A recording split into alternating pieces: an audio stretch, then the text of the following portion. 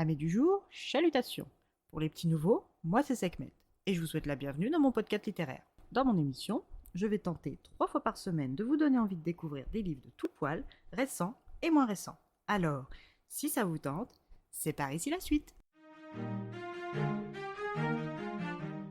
Aujourd'hui, je vais vous présenter La pâtisserie des souvenirs de Lee Won-hwa, publié aux éditions Nami.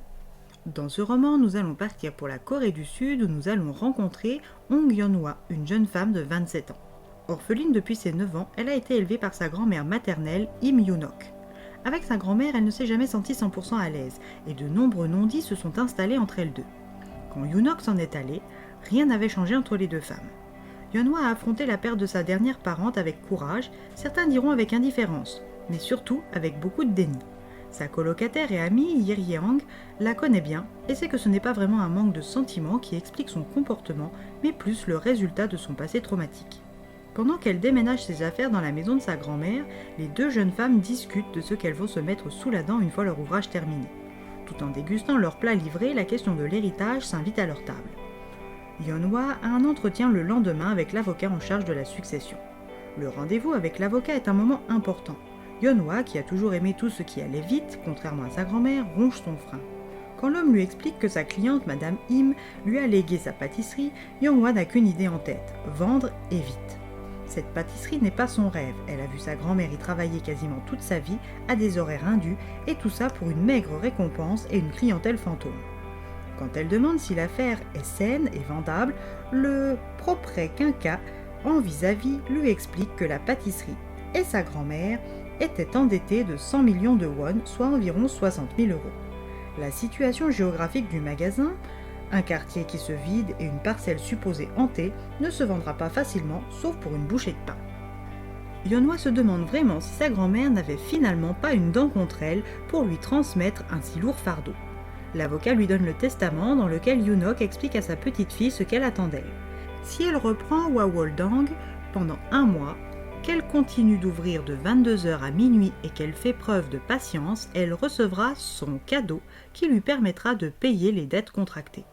Pour Yeon-hwa qui rêve de devenir fonctionnaire, c'est une épreuve, mais faute d'option, elle accepte.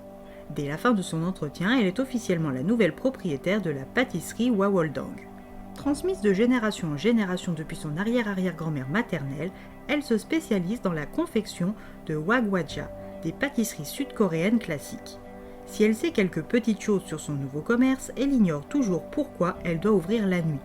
Mais un accord est un accord. Yeon-hwa ouvre à partir de 22h. La première personne à franchir le sol poussiéreux de la pâtisserie est Sawol, le grossiste de sa grand-mère. Le chaman fournit des ingrédients particuliers de qualité à la pâtisserie et vient se présenter. Avec ses longs cheveux noirs aux épaules, ses bras maigres, ses yeux perçants et son ton cassant, Sawol n'est pas ce qu'on pourrait appeler un partenaire agréable. Pendant qu'il lui explique comment leur partenariat va fonctionner, une vraie cliente entre dans la boutique. Oh Hui-suk, 47 ans, était caissière de son vivant. Pressée par le temps, Hui-suk doit consommer une pâtisserie. Ensuite, elle pourra se décider à rejoindre l'autre monde pour se réincarner. Grâce aux pâtisseries vendues à Hwawoldang, les âmes en peine peuvent partir sur la voie de la réincarnation. Mais elles doivent le faire avant minuit dans un délai s'étirant jusqu'à 3 ans après le décès. Passé ce délai, aucune réincarnation ne sera plus possible. Yeon-hwa n'y aurait sans doute pas cru si quelques minutes avant cette révélation, elle n'avait pas revécu les derniers instants de sa cliente. Pour sa fille, elle aimerait manger des senbei, des galettes craquantes. Le temps presse. Sur le fil du rasoir, Yeon-hwa aide sa première cliente. Au début, faire la différence entre des clients vivants et des défunts n'est pas facile pour elle, mais au bout de quelques essais, Yeon-hwa s'est mise à y arriver sans difficulté. Son deuxième client est Jang Mei-yeon, 26 ans, mort sans avoir pu se déclarer.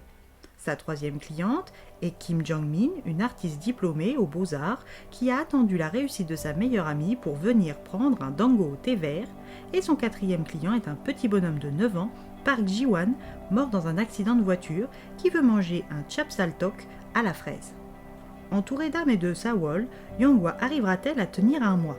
Si oui, quel est le cadeau laissé par sa grand-mère pour elle en récompense?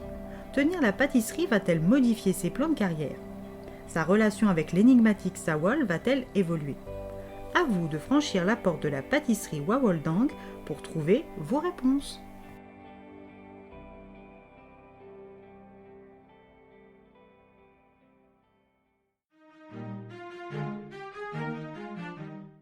Une lecture agréable, pleine de douceur, de délicatesse et de finesse.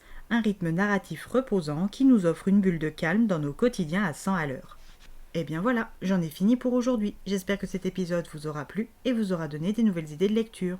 Si vous souhaitez découvrir d'autres petits bonbons littéraires tout droit sortis de ma bibliothèque, je vous retrouve le jeudi 27 novembre prochain pour un nouvel épisode.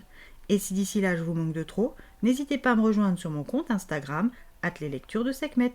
Sur ce, chalut les amis et à la prochaine!